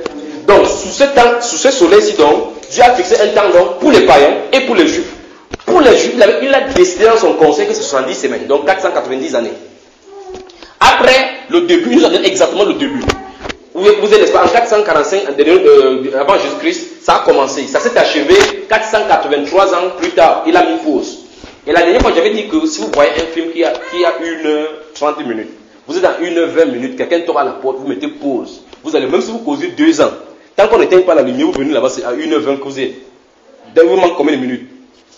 Si tu t'assois la prochaine fois, tu mets play, ça continue là où tu avais laissé. Et c'est seulement les 10 minutes là qui vont être jouées. Dieu a mis pause donc avec Israël à 483e année. Donc il reste une semaine pour Israël, donc c'est-à-dire 7 ans. Dieu va fonctionner encore avec 7 ans pour Israël et ça sera terminé pour le système d'études de tout l'univers. On y va? Donc je dis que ce temps de grâce, c'est un temps de prolongation pour les gens des nations. C'est-à-dire que ce n'est qu'une prolongation. Parce que Israël était en captivité pendant que Dieu envoie donner à Daniel dans les prophéties sur son peuple. Ce sont les nations qui régnaient sur le monde. C'est Nebuchadnezzar qui était roi. C'est le premier roi. On a donc vu dans cette vision-là, il a dit que cette tête, vous voyez, la tête en or, ou quoi, la statue en or, quoi, des métals que Nebuchadnezzar a vu. Il a dit que la tête était en or. La tête, c'est celui qui contrôle tout. Donc c'est le début, c'est la tête pensée. Donc tous les rois sont issus de là. C'est ça, n'est-ce pas? J'espère que quand il dit que le temps des nations commençait avec Nebuchadnezzar, vous c'est là maintenant. Il a vu la statuette. Jésus-Christ est la tête du corps de l'Église, celui qui est le maître pensée, celui qui est le début. Vous savez, n'est-ce pas? Donc Nebuchadnezzar, il a inauguré, c'est lui qui est la tête. Donc la première ère des nations commence par lui. Après lui viennent les Mèdes et les Perses. Après les Mèdes et les Perses viennent les Grecs. Oui, après les Grecs viennent les Romains. Maintenant, du royaume romain, donc Dieu a prévu que sous le soleil, qu'il y ait 4 royaumes païens qui vont dominer sur la terre. 4 royaumes païens. C'est ça qui donne le temps des païens. Quand il parle des païens, il dit les nations, d'accord? Quand il dit païens, ils sont de parler des nations. J'arrive là. Donc, il faut qu'il regarde ici. À partir de ça, après, il peut prêcher. Donc, si tu as quelque chose que on a écrit, suivez seulement ce que je viens de dire. Donc, c'est ici, là. C'est glorieux, là, après. Donc, alors pour les nations, donc, il y a le temps de prolongation. Le temps de prolongation, on dit que le temps est déjà fini. Gardez ceci à l'esprit, ne soyez pas distraits. Le temps est déjà fini. Tous les yeux sont fixés sur le sifflet, le coup des sifflets de celui qui est à la bille. Alors, si Chelsea mène 1-0, et vous savez, l'autre, le Real ou n'importe qui là, Chelsea mène 1-0. Vous savez, ça dépend de quel côté on se trouve là maintenant. Vous voyez, si vous êtes Chelsea et vous êtes supporter de Chelsea, vous prierez que cette ici siffle rapidement pour que ça s'arrête. Si vous êtes du côté de Real, celui-ci dit seulement qui fait qu'il ne siffle pas encore, qui donne seulement, comme le ballon peut monter, on c'est sûr qu'on peut égaliser. Mais quelqu'un dit que c'est le détenteur du sifflet qui a le dernier mot. Alors s'il fait pip pip, alors que vous savez, Real était sur le point de botter dans le goal de Chelsea. Celui-là va dire que s'il laissait, on peut gagner. S'il laissait pour égaliser, il n'y a pas de problème. Mais là, quelqu'un dit l'arbitre a dit ce qu'il a dit. C'est n'est-ce pas? Donc quand Jésus va se lever comme ça, il fait pip que ça soit terminé. Frère, dis Seigneur, pour tout le péché, tu demandes pardon, c'est terminé. Il dit bien, c'est terminé. L'esprit de grâce a été outragé, il n'y a plus de grâce. Il dit bien, quand Jésus va se lever, quand le temps des nations sera achevé, demande pardon même si tu jeûnes 488 jours pour le péché. Tu vas sauf que passer par la grande tribulation. Je dis bien, nous sommes dans le temps de grâce là pour les nations. Et ce temps de grâce pour les nations, c'est juste une prolongation. Pourquoi une prolongation? Il faut que je m'explique là maintenant. Nous avons vu donc que le temps de nation a commencé avec Nebuchadnezzar. C'est le premier royaume. Le deuxième royaume c'est qui? Mèdes et Perses. Le troisième royaume c'est la Grèce. Merci. Au moins aujourd'hui je crois que j'ai intérêt à ne pas faire l'erreur. Donc mes gars me suivez maintenant comme ça. C'est bien. Voici l'atmosphère que j'aime prêcher. Je n'aime pas quand quelqu'un qui dit que je suis sorti de la maison, il n'a même pas mangé. Si. Donc le troisième royaume c'est les Grecs. Je vais encore poser la question autrement. Est-ce qu'il y a encore le royaume de Nebuchadnezzar? C'est passé, donc le temps est accompli pour lui. Est-ce qu'il y a le royaume mes deux Perses? Est-ce qu'ils sont encore là? C'est terminé. Est-ce que les Grecs dominent encore? Est-ce que les Romains dominent encore? Oui. En effet, pour les nations, il est prouvé. Prenons la Bible et réalisons cela rapidement. Lisons cela avant d'entrer. Je vais vous montrer pourquoi c'est la prolongation. D'accord, bien aimé? Vous voyez, multiplier des jours comme ça pour que des choses, ces grandes choses qu'il y a dans la parole, qu'on puisse s'asseoir pour bien partager ainsi. Pour qu'on ne se réunisse pas 2 heures, vous commencez à mettre la pression que frère Julien prêche tout. Donc on arrête. C'est chapitre 2, pardon, chapitre 2. C'est pas vrai. Ils ont regardé. Là où on a fait les statuts, là où on a vu les statuts, c'est chapitre 2. Merci. Chapitre 2, verset 40 à 42. Oui. Il va lire. Voilà. Il y aura un quatrième royaume, oui, fort comme du fer, oui, et même que le fer brise et rompt tout, oui, il brisera et rompra tout, voilà, comme le fer qui met tout en pièces. Vous y êtes, n'est-ce pas? Arrêtons d'abord là-bas. C'est ce quatrième royaume qui nous intéressait parce que c'est le dernier royaume. Et le verset suivant dit que ce royaume-là sera comme le fer, comme on a dit là. Maintenant, à la fin, comme il a vu la pierre sortir, s'est détaché de la montagne et frapper le pied. La statuette, c'est ainsi que durant le temps, c'est ça le problème, durant le temps du quatrième royaume, le Dieu du ciel suscitera un royaume qui va détruire les royaumes humains et qui ne sera pas anéanti. Alors maintenant, voici donc le problème.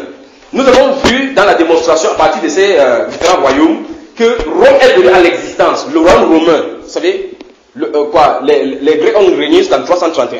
En 168, justement, le royaume romain a été inauguré. Et les historiens l'ont appelé le royaume du fer, comme la Bible le disait. Ça rend compte que c'est écrit dans la Bible. Le royaume du fer. Vous y êtes? Donc, les historiens l'ont appelé comme ça. Donc en 168, ils ont pris possession du royaume. Ils ont commencé à gouverner Rome. Maintenant, c'était prévu que ce Rome-là devait être blessé. Et en 476, Rome est tombée. Quand il parle de Rome, c'est la Rome empirique, des empires. Quand il parle de Rome, regardez, ce sont les rois humains, les rois terrestres, les rois païens. Pas en tant que les gens avec les sultans là d'abord. J'arrive là par rapport à eux. Vous y êtes?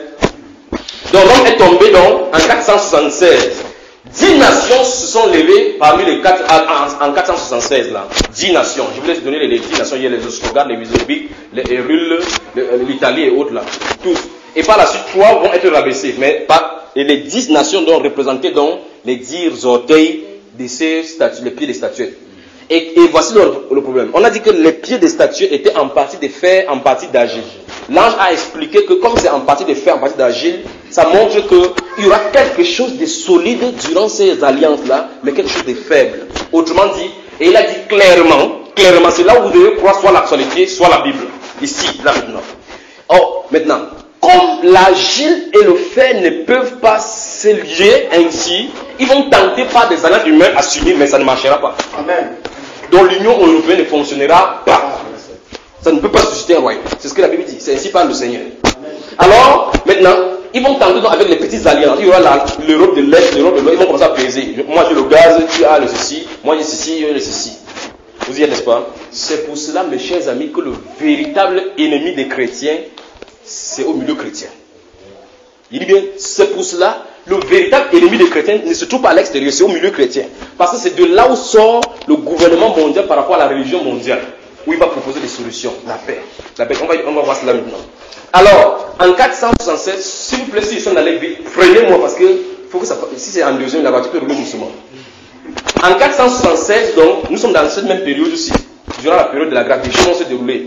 Depuis la dernière fois, on parlait des Éphèses, de l'Odyssée et tout cela, mais on est obligé pour l'Odyssée de toucher, d'accord? En 476, l'empire romain païen a été détruit et 10 royaumes se sont émergés là-bas. Les Germains, les Francs, c'est-à-dire les Français, les Germains sont les Allemands, ainsi de suite, les Wisigoths, c'est-à-dire que l'Espagne a été divisée en deux, les Wisigoths avec les Hérules, les Italiens étaient aussi divisés en Lombards et les Italiens du Sud. Donc les 10 vont sortir de là. D'accord, bien aimé? Suivez attentivement. Les 10 vont sortir de là. Or, les 10 qui sortent n'est pas un nouveau royaume, ils sont issus du royaume européen. Donc ils ont la force du précédent royaume qui est mort en eux. Vous comprenez? Ce n'est pas un autre royaume. Parce que Dieu, le Dieu de ciel a décidé 4 royaumes pour les gens des nations. Je vais expliquer la prolongation dans laquelle nous nous trouvons. Parce que c'est au 4e royaume que du temps de ces rois, du 10 rois là, on dit le Dieu des cieux va susciter un royaume qui va les frapper. Donc l'Union européenne, quand elle est construite comme ça, c'est pour que Jésus-Christ les frappe, pour anéantir le système romain. Je veux que vous gardez ceci à l'esprit. S'il y a les dates que vous oubliez, n'oubliez jamais ceci. En 508 après Jésus-Christ, vient donc le pouvoir papal. Le pouvoir papal commence en 508. Vous y êtes? La papauté va venir à l'existence. Portant maintenant les attributs. Merci Père. Merci Père. Bien aimé, je vais vous poser une question. La dernière fois, je vous ai demandé de lire le livre des Daniel. Vous avez lu? Parce que vous avez lu, je vais citer seulement là maintenant. Si vous lisez, ça me permet de ne pas prendre dans la Bible pour lire. Vous avez lu Daniel, le livre de Daniel. Lorsqu'il va voir la vision des bêtes, il va voir une dernière bête qui est féroce, différente de toutes les autres bêtes, portant 10 cornes sur la tête. Vous avez lu ça? Il s'agit encore du même royaume tel qu'on a de voir. C'est-à-dire que le royaume est décrit tantôt sur la forme des statuettes, tantôt sur les bêtes maintenant. Et à ce niveau-là, on commence à montrer clairement que les bêtes sont des pouvoirs politiques. Les cornes sont des puissances humaines. Là-bas, l'explication qui est donnée dans ce chapitre 7, je me regarde comme ça, il faut qu'on lise. Lisons donc. On va lire dans la Bible, on va suivre l'interprétation pour que vous voyez. Il faut la petite corne nous intéresse, la corne là nous intéresse. Donc l'Union européenne vont se diviser. Il y aura des partis, des gens en Europe qui n'ont pas de métal et autres, mais qui ont quand même on le voit dans l'Union européenne, mais ils ne seront pas forts, ils n'auront pas le pouvoir pour parler. Mais 2 vont être en tête. Écoutez très bien ça. Écoutez bien mes chers amis. 2 seront en tête chaque fois pour rivaliser avec 2 de l'autre côté. Vous allez voir de ce côté-ci la France et l'Allemagne qui seront en pole position. De l'autre côté, la Russie ici, qui sera en pole position. Maintenant, votre Bible dit que c'est la Russie qui va détruire l'église catholique avec les bombes. C'est écrit là-dedans. La Russie. Donc c'est un instrument entre les mains de Dieu, la Russie que vous voyez. La Russie, votre Bible dit littéralement que la Russie va frapper le Vatican. On peut lire dans Daniel là. Ah, que Dieu vous bénisse. Daniel, le chapitre. Oh là là, qui? Non, chapitre 5 de Daniel. Donc, prêtez. Attends. Qui? Qu'est-ce qui a fait ma vie comme ça? Lisons le chapitre 7 doucement et contrôlez chaque fois la parole, bien aimé. Lisons le chapitre 7 pour percevoir ça, pour qu'on puisse continuer. Mais si vous aviez lu, ça devait être facile pour qu'on puisse avancer. Chapitre 7. La première année de Belshazzar, roi de Babylone, Daniel eut un songe et des visions de son esprit pendant qu'il était sur sa couche. Ensuite, il écrivit le songe et raconta les principales choses. Daniel commença et dit, j'ai regardé pendant ma vision nocturne, et voici, les 4 vents des cieux firent irruption sur la grande mer. Ça veut dire quoi? Il dit qu'on parle de 4 vents, n'est-ce pas? Donc, que le Seigneur vous bénisse. Et 4 grands animaux sortis de la mer, différents les uns des autres. Ok, frère, j'ai dit, je vais prêcher comme ça, là, je suis obligé, je suis obligé de m'arrêter. Donc vous allez seulement suivre, ça me regarder seulement ça devant vous. Il dit que les 4 bêtes sont sorties de la mer. Donc ce sont des puissances qui sortent du milieu des peuples. Ils se bataillent pour sortir du milieu du peuple. Vous y êtes? Je recommence encore. Il dit que 4 bêtes, si vous lisez, continuez seulement à regarder là-bas, 4 bêtes sont sorties du milieu de la mer. Si vous regardez représenter l'image, vous allez voir comment c'est comme s'il y a une grande rivière comme ça, et puis 4 bêtes sont sorties, comme les animaux sortent de l'eau, comme le poisson. Mais la grande mer, ça veut dire que ce sont les populations. Ce sont les êtres humains dans la population. Tandis que par la suite, on parle du vent, des troubles. On parle des troubles qu'il y a sur la terre, dans les différentes directions, des puissances commencent à s'émerger. C'est pour ça que tous les 4 royaumes dont on a cité là-bas sont sortis à partir de guerres, vont conquérir. Vous y êtes? Ok, maintenant, lorsqu'on va toucher, je vous avais demandé de lire Apocalypse aussi. Du chapitre 4 jusqu'au chapitre, dernier chapitre. Si vous lisez Apocalypse chapitre 13, vous allez remarquer au verset 11 du chapitre 13, on dit que puis je vis une autre bête qui montait de la terre. L'Amérique. Donc le verset 11 du chapitre 13 de l'Apocalypse parle de l'Amérique. C'est la seule nation qui est montée en puissance sans gêner personne. Ils sont sortis de la terre. Vous y êtes? L'Amérique. Donc je vais mettre vraiment certaines bases. Les 4 puissances mondiales sont sorties de la mer, sont sorties des populations. Mais l'Amérique sort de la terre. Subitement, ils sont devenus une puissance, en commençant par les Apaches. Les gens qui font les Amérindiens. Subitement, ils deviennent une grande nation. Le pays de la liberté. Souvenez-vous, on dit qu'elle parlait comme un dragon. On va toucher ça lorsqu'on va parler par rapport à l'Antichrist maintenant et son rôle avec l'Église catholique. Maintenant, on dit les 4 bêtes sont sorties de la mer. On va décrire donc les différentes bêtes les uns et les autres. Et puis, là, on va leur donner l'explication en disant que la première bête, c'est quoi? Le lion. C'est ça, non? Non, c'est Daniel qui a dit que la première bête que j'ai vue était semblable au lion. Pas vrai? Et cette première bête-là, si vous regardez l'interprétation dans ce dernier chapitre 7, on dit que le lion là, c'est quoi? C'est le royaume de Nebuchadnezzar. Si ça vous dérange, lisez Jérémie, vous allez voir très bien, on appelle Nebuchadnezzar le lion. Ce n'est pas étrange. Dans le livre de Jérémie, on l'appelle le lion des nations. Ça vous étonne, frère? Voilà pourquoi les pays sont, on dit, l'éléphant de la Côte d'Ivoire, les lions indomptables du Cameroun, les aigles du Mali, ainsi de suite. Parce que les nations sont représentées par des animaux. Vous comprenez, bien aimé? Ok. Donc la première bête, c'est le lion. Si vous regardez très bien, ça correspond donc à la tête d'or de la statuette qu'on a vue dans le chapitre 2. Vous y êtes? La deuxième bête, c'est quoi? L'Empire Médo-Perse. C'est quelle l'os? Remarquez la façon que l'os était comment? On a dit dans ces chapitres. Ouais, c'est pas vrai. Dans ces chapitres, on a dit dans l'os, quand l'os est sorti, l'os était comment? Il avait quoi sur la bouche? Vous y êtes? L'os était comment? Il avait 3 entre les dents. Vous suivez, bien aimé? L'Empire Médo-Perse. Vous y êtes? Avançons. La prochaine bête. Léopard. Pourquoi on parle des léopards? Parce que le léopard, c'est un animal caractéristique de grande vitesse. C'est farouche. C'est un animal qui, en quelques secondes, il peut attraper sa proie. C'est pour ça qu'Alexandre le Grand était l'un d'eux. La puissance avec la jeunesse qu'il avait. À l'âge de 30 ans, il a conquis le monde. À l'âge de 30 ans. Léopard. Vous y êtes? Le quatrième maintenant, c'est un genre d'animal qu'on n'a pas sur la terre. Le quatrième animal, c'est... On dit c'est quel style d'animal? Appelez son nom, je vois. C'est pas curieux. Vous avez la Bible devant vos frères. Quatrième animal, on a dit quoi de lui? On dit que l'animal était comment? Voilà, c'est ça qu'il veut savoir. C'est un animal terrible. Ça veut dire que quand tu vois, ça te dépasse jusqu'à ce que l'entendement, tu ne peux pas voir. Alors, l'Empire romain a fait plus de mal que le royaume de Nebuchadnezzar. Le royaume des Médo-Perses, le royaume d'Alexandre le Grand. L'Empire romain.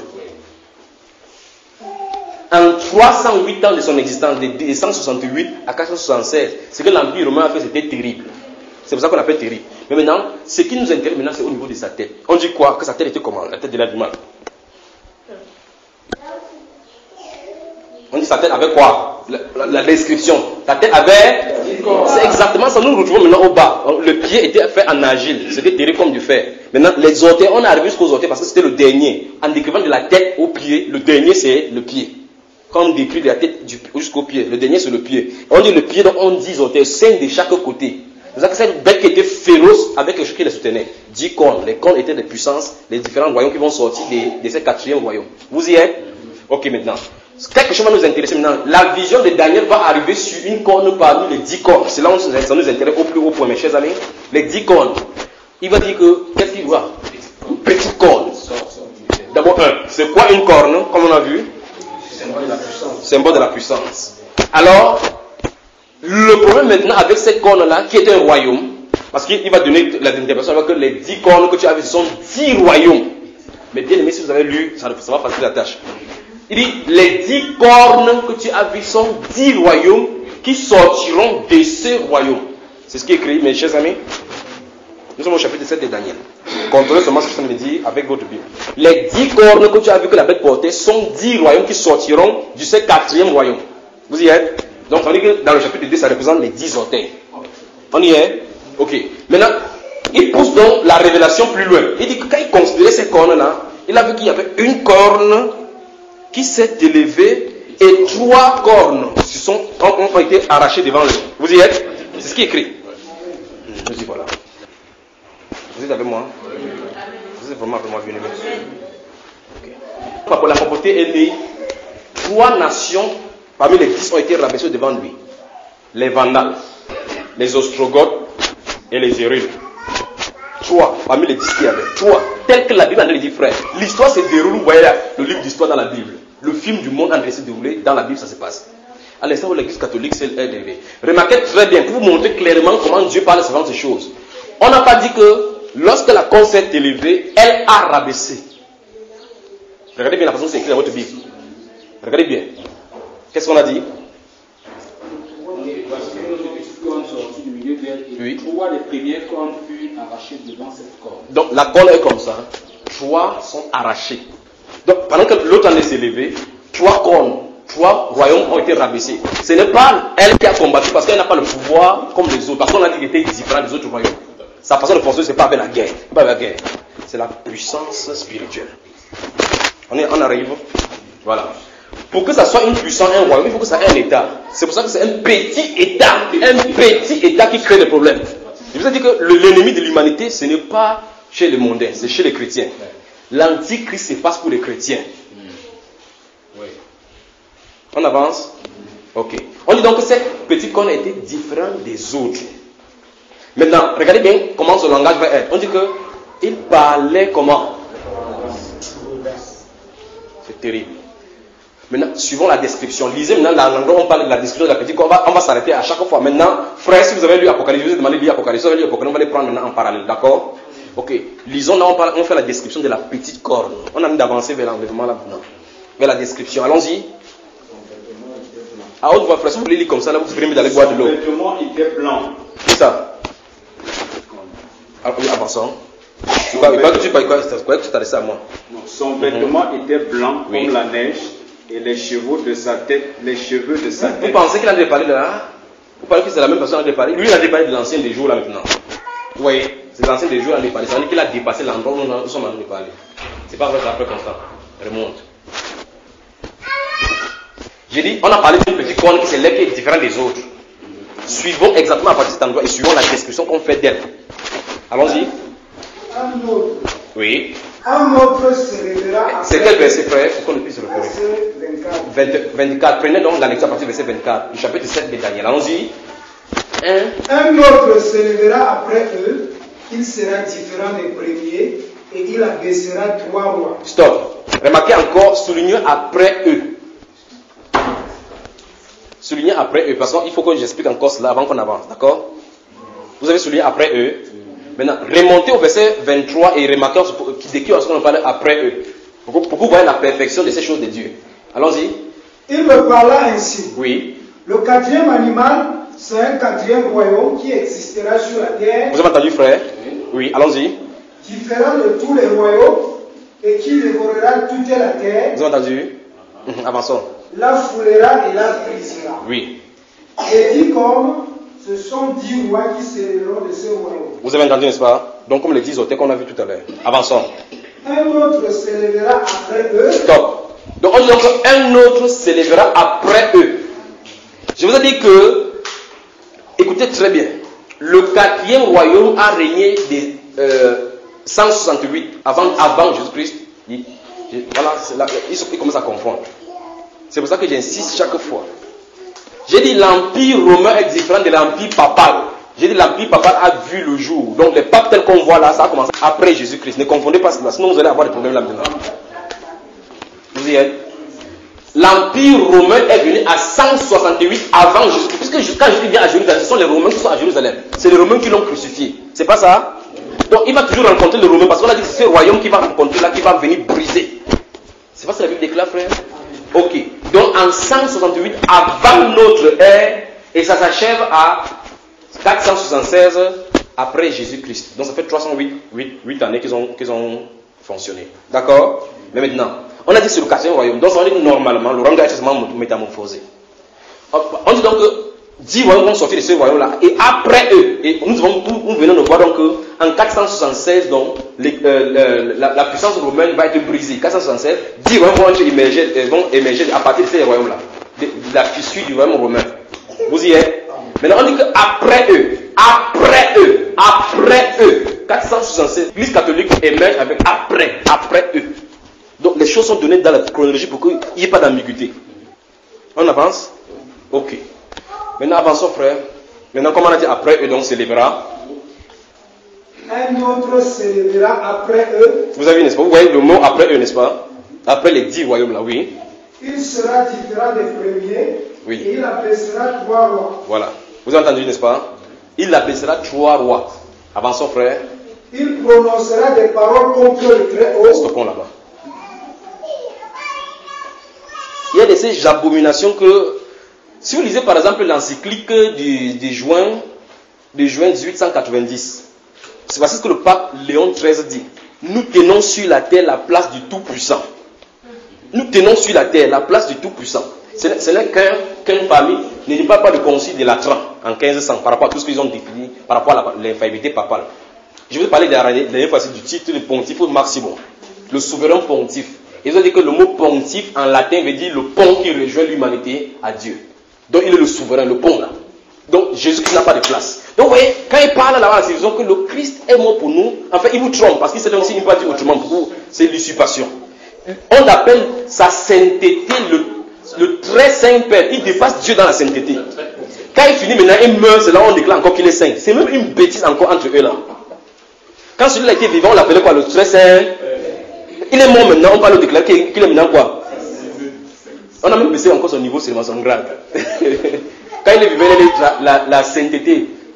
Donc ça dit qu'il est la personnification même de la sainteté. Et la Bible déclare dans la Saint Matthieu chapitre 6 que notre Père qui est au ciel, que ton nom soit sanctifié.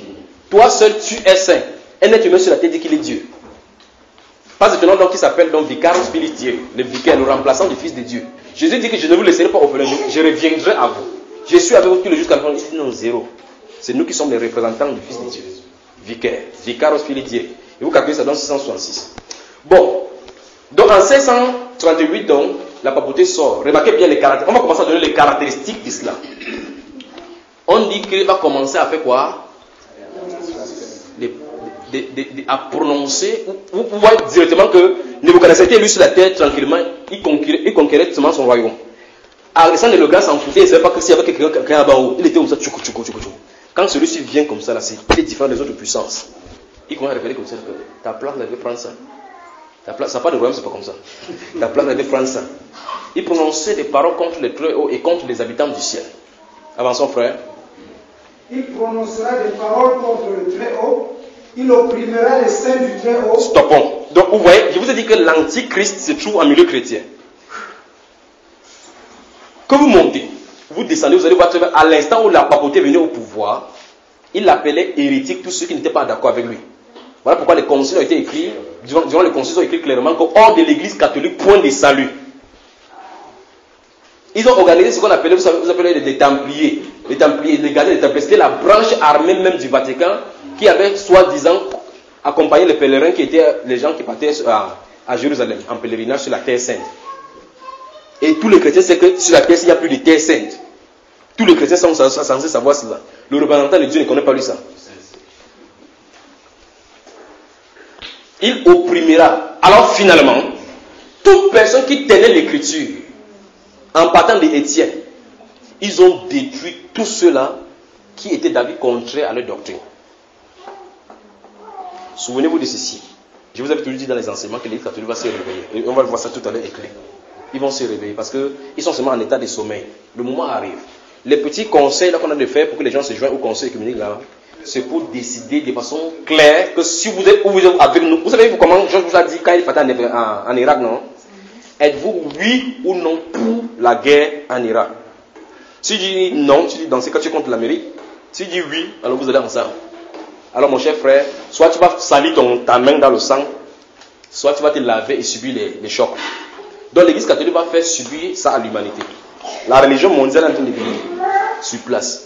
La religion mondiale, il y aura une seule nation, un seul peuple, une seule langue. Donc ce que Dieu avait détruit en Genèse 11 là arrive. Je vous ai montré la dernière fois le Parlement européen à Strasbourg. Comment ils ont construit exactement comme quoi, toute la tour de Babel. Pour dire que, cette fois, comme Dieu avait dit que c'est une langue, plusieurs nations, maintenant c'est plusieurs nations, une seule langue. Ils ont construit, c'est un défi à Dieu, frère. Je vous ai montré la vidéo, non?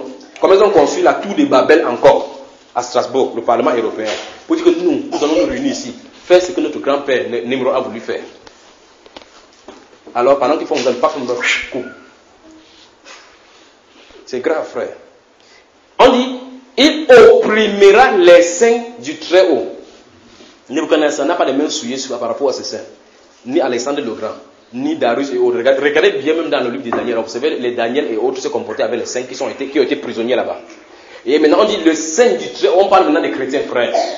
On parle des chrétiens là maintenant. Parce que celui-ci vient, alors que nous trouvons, souvenez-vous, j'ai dit ceci. Les Romains ont pris la place en 168 avant notre ère, avant Jésus-Christ.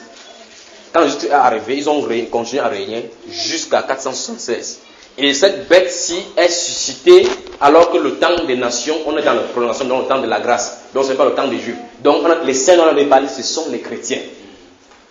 Alors on a dit que cette autre puissance-ci, c'est la puissance qui a combattu contre les chrétiens. Allez voir Jeanne d'Arc, tous ceux-là, Justin Marty, tous les gens qui sont Jean Chrysostome, tous ceux qui sont morts, Ignatius d'Antioche, tous ceux qu'on a tués, j'étais en pâture au lion. Et remarquez très bien où ça se trouvait. À Rome, il y avait un endroit qu'on appelait la reine, où on appelait le gladiateur, où on venait lâcher les gens pour qu'ils puissent y entrer. Les gens se divertissaient. On jetait les gens là-bas, en pâture, on laissait les gens. Il y a des cages où on forme les lions, les lions font sans manger. Alors on les laisse. Vous avez vu le film Le Gladiateur? C'est exactement ce qui s'est passé à Rome. Alors les gens venaient là-bas au stade, on passe pour voir le match. On laisse les chrétiens au milieu comme ça, on lâche dans les grilles. Les chrétiens étaient sans défense. Les lions venaient manger. Les gens applaudissaient. Les catholiques. Le peuple martyrologue a écrit dans le livre des martyrs que l'église catholique a versé le sang de 65 millions de chrétiens. Et nulle part, jamais l'église catholique ne s'est repentie. Parce que la Bible dit clairement qu'elle ne peut pas se repentir parce qu'elle est destinée pour être détruite. vous avez l'Apocalypse chapitre 17 jusqu'au chapitre 19. Elle est tombée, Babylone, la grande, la mère des prostituées et des abominations. Conservé les vestiges de tous ces ils n'ont même pas détruit. Ils n'ont pas détruit. C'est un site de témoignage contre eux. C'est pour cela que la croix aussi c'est chez eux, pour montrer que c'est eux qui ont puni Jésus. C'est les souvenirs des frères. Vous savez, quand les gens partent au combat, quand les gens partent à Bakassi en rentrant, ils prennent des choses du Nigeria, peut-être la veste d'un soldat nigérien qui l'a tué. Ils ont tué Jésus-Christ à la croix, ils ont pris la croix gardée là-bas pour montrer que c'est eux. C'est exactement ce que les Juifs, quand Jésus était devant les Juifs, il a dit que vous dites que nous sommes, le Père ont tué les prophètes, vous avez bâti le tombeau. Vous rendez ainsi témoignage de vous-même que vous êtes déjà le Père des enfants de ceux qui ont tué les prophètes. C'est un témoignage contre les vestiges qu'ils ont là-bas. Vous y êtes? On avance. Donc il prononcera les paroles contre les très hauts, il opprimera les saints du très haut, avançons. Il opprimera les saints du très haut. Oui. Et il espérera changer les temps et la loi. Voilà, nous y voilà. Alors voilà donc ce que le pape dit. Le pape dit, j'aurais souhaité amener le compendium de l'église catholique, des catéchismes de l'église catholique pour vous les montrer à l'intérieur. Parce qu'on dit que ces gens croient peut-être qu'on a bien menti. Vous lisez le compendium de l'église catholique, on dit que l'évêque de Rome détient seule l'autorité d'interpréter la loi. Donc c'est à lui de dire ce que l'écriture dit. Donc finalement, il est en même temps Dieu le Père, comme ils disent. Dieu le Fils, parce qu'il dit qu'il tient sur la terre la place de Tout-Puissant. Après, il dit qu'ils sont vicaires, fils de Dieu. Maintenant, ils tiennent l'interprétation de la loi sur eux. Donc, Père, Fils, Saint-Esprit sur le pape. Pas étonnant, donc ils ont divisé le commandement de Dieu. Les 10 commandements que vous voyez là, l'Église catholique, c'est pas comme ça. Le catéchisme de l'Église catholique, c'est pas comme ça. Ils ont coupé le 4e commandement. Il faut remplacer avec le 10. Séparer le 2 pour que ça fasse 10. Pour enlever les idoles là-dedans.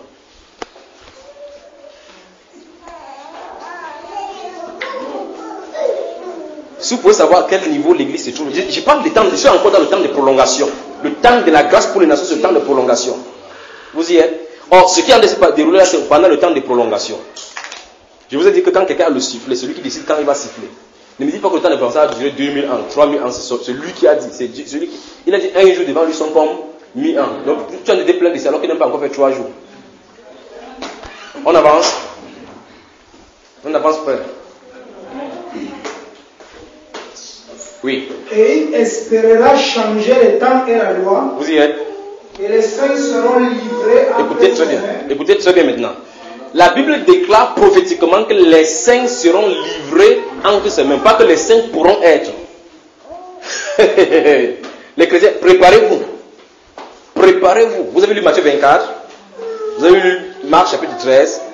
Vous avez lu Luc chapitre 21. Ok. Il dit, les saints seront livrés entre ses mains pendant un temps, des temps et la moitié d'un temps. Donc ça fait 3 ans et demi. C'est-à-dire 42 mois. C'est-à-dire 1260. Ça commence à être intéressant maintenant avec une semaine de Daniel qui reste. On y va? Ok. Maintenant, si les saints sont livrés entre ses mains, souvenez-vous, regardez, mais il a quitté la 4e bête, il se focalise sur... Dieu a tellement mis les choses au clair pour que, je vous dis, frère, c'est avec amour qu'il le dit. Si vous avez un membre de votre famille dans l'Église catholique, il est fichu. Grave encore, s'il est parmi le membre des chrétiens, s'il est curé ou autre, c'est terrible seulement. Hier, je vous ai mis le documentaire de ce monsieur-là qui parle avec le micro, il dit que sortez! Les gens se lèvent, vous savez comment tout le monde se lève, il faisait comme ça, n'est-ce pas? Il court, il dit allez manger! Il part de manger, il prend les airs. Un être humain parle comme ça. Imaginez quand l'Antichrist va venir, frère. Donc, dans Actes chapitre, dans Apocalypse chapitre 17 que vous avez lu, la Bible déclare en décrivant cette femme qui était montée sur la bête là, la prostituée, la Bible déclare que elle avait versé le sang des saints. Vous avez vu, n'est-ce pas? Parce qu'on a trouvé chez elle le sang des saints. Et on a dit que c'était une femme pour prophétiser que c'était une église. On a dit que c'est une prostituée parce que c'est une femme qui est censée être mariée à Dieu, mais qui va vers d'autres dieux, le dieu Apollon. Alors toutes les statues, vous allez voir, il y a l'auréole du soleil derrière, pour montrer que c'est le dieu Apollon qui sont les servis. Dans ce chapitre 17 de l'Apocalypse, il dit qu'elle tenait entre ses mains une coupe d'or. La seule religion qui célèbre, du côté chrétien, c'est les choses avec l'office, la messe, parce que la messe est tourne autour de là. Sans ça, il n'y a pas de messe chez l'Église catholique. L'Eucharistie. En or, la coupe en or. On dit qu'elle s'était remplie de l'abomination de sa prostitution. Donc le Dieu qu'elle a servir, le Dieu qu'elle a quitté Jésus pour servir, se trouve à l'intérieur. Et quand elle sort ce qui est à l'intérieur, vous voyez que ça a la forme ronde qui se trouve derrière. L'idolâtrie. Et c'est elle. On dit c'est elle qui a versé le sang. Donc, vous commencez à prendre la corne dans Daniel, vous voyez la même chose aussi dans le livre d'Apocalypse. On dit que c'est elle. Elle a versé le sang des saints. Et la Bible déclare dans Apocalypse chapitre 17, verset 15, qu'elle a la domination sur que la mer que tu as vue, ce sont les peuples, les nations, les langues sur toute la terre. La seule religion qui a la domination sur toutes les langues sur la terre, c'est l'Église catholique.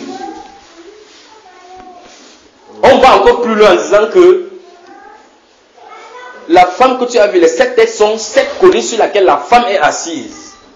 Il n'y a qu'une seule ville au monde, une seule ville au monde qui a 7 montagnes. C'est Rome.